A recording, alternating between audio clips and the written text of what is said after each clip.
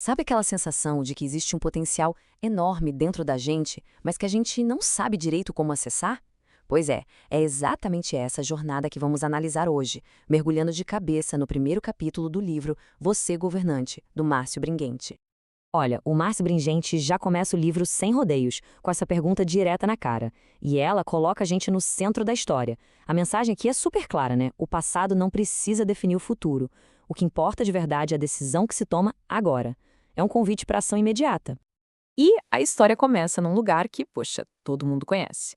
E o herói dessa história somos nós. O livro nos coloca sentados num banco de praça, sabe? Não daqueles momentos de incerteza, sentindo que alguma coisa precisa mudar.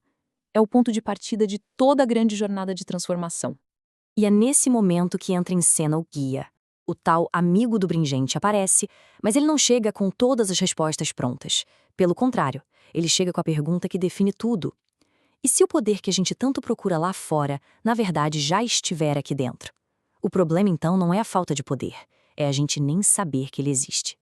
Tá, mas afinal, que poder é esse? O livro dá um nome para ele, Você Governante. E olha, a definição é super importante. Não é sobre controlar os outros, de jeito nenhum. É sobre tomar as rédeas da própria vida. É a capacidade de parar de ser só passageiro para se tornar o piloto da nossa própria jornada. O guia então explica que esse potencial é como se fosse um tesouro que está trancado dentro da gente. A maioria das pessoas passa a vida inteira sem nem saber que tem a chave. E por causa disso, acabam deixando que as coisas de fora, as circunstâncias ditem o caminho, enquanto essa riqueza toda fica lá, guardada. Aí a reação do herói é a mesma que a gente teria, né? Ok, legal. Se esse poder todo existe, como é que eu faço para achar? É a virada da história. A gente para de focar no problema e começa a buscar a solução. E é aqui que a coisa fica boa. O guia não deixa a gente na mão, ele entrega um plano, um verdadeiro mapa do tesouro. E esse plano se resume a 3 passos bem simples, mas que podem mudar tudo: olhar, entender e agir. Vamos dar uma olhada em cada um. O primeiro passo, que o livro chama de olhar, é a base de tudo. É a tal da autoconsciência. Porque, pensa bem, é impossível governar um território que a gente não conhece, né? Então, primeiro, é preciso mapear tudo. Quais são as forças, as fraquezas, o que nos move, o que nos paralisa. O segundo passo, o entender, vai na fonte desse poder. E aqui, pela filosofia do livro, essa força não nasce do nosso ego, sabe?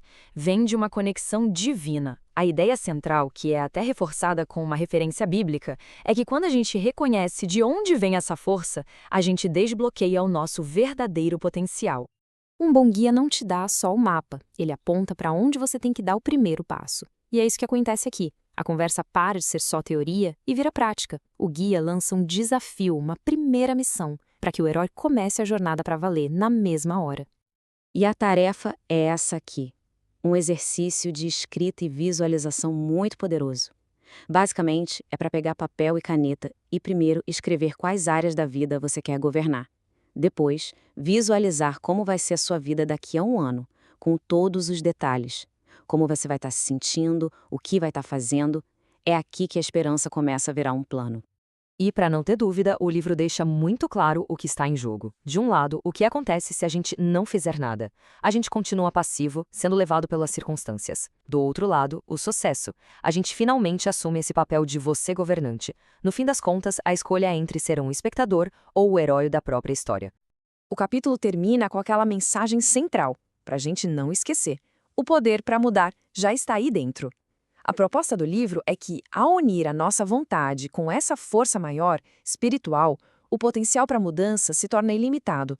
Ele só está esperando para ser ativado. E assim, o livro fecha o ciclo de uma forma genial.